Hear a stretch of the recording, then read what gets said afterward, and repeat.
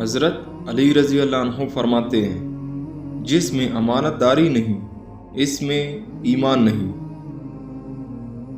جس شخص کی دیانت داری درست اور صحیح ہوتی ہے اس کی امانت داری بھی ٹھیک ہوتی ہے۔ جو شخص امین سمجھ کر تجھے کوئی امانت سونپے اس کے ساتھ دھوکہ کرنا کفر ہے۔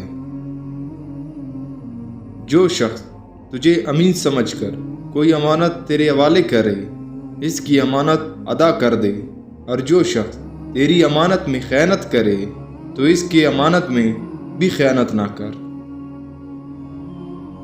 جس میں صفت امانت نہیں، جس میں عقل نہیں، اس کے دین کا کوئی امکان نہیں، اور جس کے پاس کوئی نیک عمل نہیں اس کے لیے کوئی ثواب نہیں۔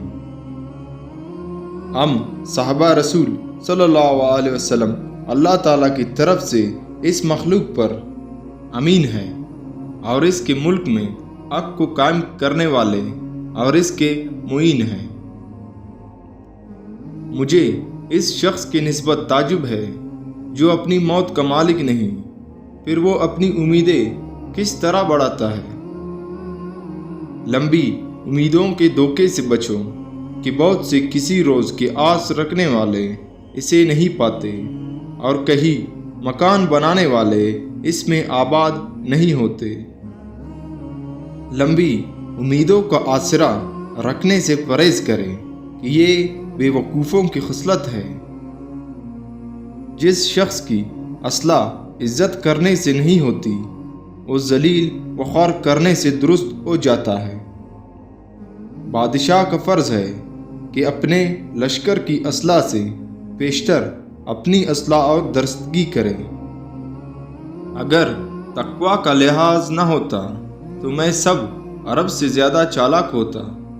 دنیا کے معاملات میں چالاکی کچھ دشوار نہ تھی۔ جو اشخاص تھوڑے مال پر قناعت نہ کریں وہ اپنے نفس کی اصلاح کیسے کر سکتے ہیں؟ جو شخص اپنے آپ کی اصلاح نہ کر سکے وہ اوروں کی اصلاح کس طرح کر سکتا ہے؟ امن اور خوشحالی کے وقت بلا کے آنے سے بے غم نہ ہو، اور جس کام سے عاجز ہونے کا اندیشہ ہو اسے ہاتھ نہ لگا اور اس کو نہ چھو۔ جو شخص اپنے نفس کی اصلاح کے لیے اسے تکلیف میں ڈالتا ہے وہ شہادت دارین حاصل کر لیتا ہے۔ اگر کوئی کام بگڑ جائے تو اس کی اصلاح کرو، اور اگر کسی کے ساتھ ایسا کرے تو اس کو پورا کر۔ جو فتنہ اور فساد اچانک پیش آ جائے اس میں مت گھس پڑو، جہاں تک ہو سکے اس کی اصلاح کرو۔ خود ایک طرف رہو اور رستے کو اس کے لیے خالی چھوڑ دو۔ جو شخص خود اپنے نفس کی اصلاح نہیں کرتا دوسروں کی حق میں کبھی مسئلہ نہیں بن سکتا۔ سب سے زیادہ غنی وہ شخص ہے جو اللہ تعالیٰ کی تقسیم پر راضی ہو۔ جوانوں کو بڑھاپے کا، تندرستوں کو بیماریوں کے آنے کا منتظر رہنا چاہیے۔ مومن کی غیرت صرف اللہ تعالیٰ کی خوشنودی کے لیے ہوتی ہے۔